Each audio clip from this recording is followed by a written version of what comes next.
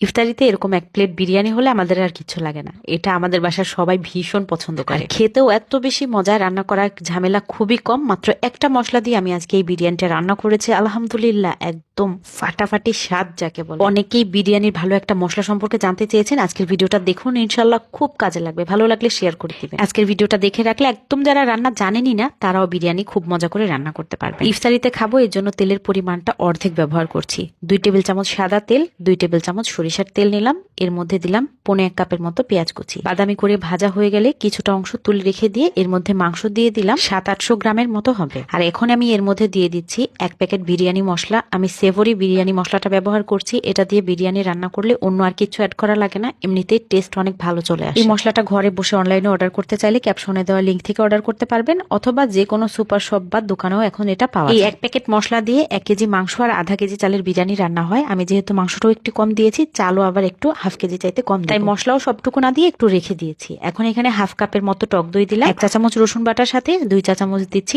আদা বাটা। বিরিয়ানিতে আদা রসুনের তাজা ঘ্রাণটা আসলে বেশি টেস্ট লাগে। তার মতো কয়েকটা কাঁচামরিচ দিয়ে নেড়ে সবকিছু মিক্স করে ঢাকনা দিয়ে ঢেকে কম আঁচে রেখে দিচ্ছি, মাংসটা আধা সেদ্ধ হওয়া পর্যন্ত আর মাংসের গায়ের পানিটা শুকিয়ে যাওয়া পর্যন্ত। যখন এরকম মাংসের গা থেকে একটু তেল ছেড়ে দিয়েছে, তখন এর মধ্যে 10-15টার মতো বাদাম, কাজু বাদাম অথবা কাঠবাদাম যে কোনো একটা নিলেই হবে, মিহি করে পেস্ট করে একটু পানি দিয়ে গুলে দিয়ে দিলাম। তারপর ঢাকনা দিয়ে ঢেকে রান্না করছি মাংসটা প্রপার সেদ্ধ হওয়া পর্যন্ত। মাংস ভালো মতো রান্না হতে হতে এখানে সেভরি সুগন্ধি চিনিগুড়া পোলাওয়ের চালটা মেপে নিচ্ছি। চাল মেপে ভালো করে ধুয়ে তারপরে আমি পানি দিয়ে ভিজিয়ে রেখে দেবো। এতে করে রান্নার পরে রাইসগুলো অনেক বেশি ঝরঝরে আর মোলায়েম হবে। সেভরির এই চিনিগুড়া পোলাওয়ের চালটা আমার কাছে একদম বেস্ট লেগেছে, খুবই ভালো মানের একটা পোলাওয়ের চাল। আমি তো এখন থেকে এটাই ব্যবহার করব ভাবছি। আর এরই মধ্যে আমার মাংস কিন্তু একদম ভালো মতো সেদ্ধ হয়ে ঝোল শুকিয়ে তেল বের হয়ে গেছে।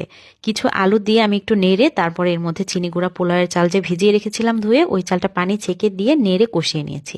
2-3 মিনিট একটু কষানোর পরে এর মধ্যে চালের দ্বিগুণের চাইতে একটু পানি কম নিয়েছি, কারণ আমি চালটা কিছুক্ষণ ভিজিয়ে রেখেছিলাম, এই জন্য সামান্য একটু পানি কম লেগেছে। আর চাল না ভিজিয়ে রান্না করলে 1 কেজির নিচে সব সময় দ্বিগুণ পানি লাগে। আমি আজকে এখানে চাল ব্যবহার করেছি 400 গ্রামের মতো। পানি ঢেলে দেওয়ার পরে কিন্তু চুলার আঁচটা একদম বাড়িয়ে দিয়েছি। 3 চা চামচের মতো গুঁড়া দুধ, 1 চা চামচের মতো লবণ, 1 মুঠো আস্ত কাঁচামরিচ আর 2 মুঠোর মতো দিয়ে দিলাম মটরশুঁটি। মাংস রান্নার সময় কোনো লবণ ব্যবহার করি নাই, কারণ প্যাকেটের মশলার মধ্যেই লবণ দেওয়া ছিল। বাড়তি আছে নেড়ে চেড়ে রান্না করে নিলাম। এর মধ্যে কোনো সুগন্ধি অ্যাড করা লাগে নাই। যখন পানি আর চাল একদম থকথকে হয়ে গেছে, তখন চুলার আঁচটা একদম কমিয়ে 10 মিনিট ঢাকনা দিয়ে ঢেকে দমে রেখে দিয়েছিলাম। 10 মিনিট পরে আলতো হাতের রাইসগুলোকে একবার একটু উল্টে দিয়ে তারপর আবার একটু সমান করে দিয়ে এখন দিয়ে দিচ্ছি ইচ্ছে মতো ঘি। আমি এখানে 2 চা চামচের মতো ঘি ব্যবহার করছি। ঘি দিলে টেস্টটা অনেক বেশি ভালো আসে। এরপর আবার ঢাকনা দিয়ে ঢেকে রেখে দিচ্ছি মিনিট 10-এর জন্য। 10 মিনিট পরে রান্না একদম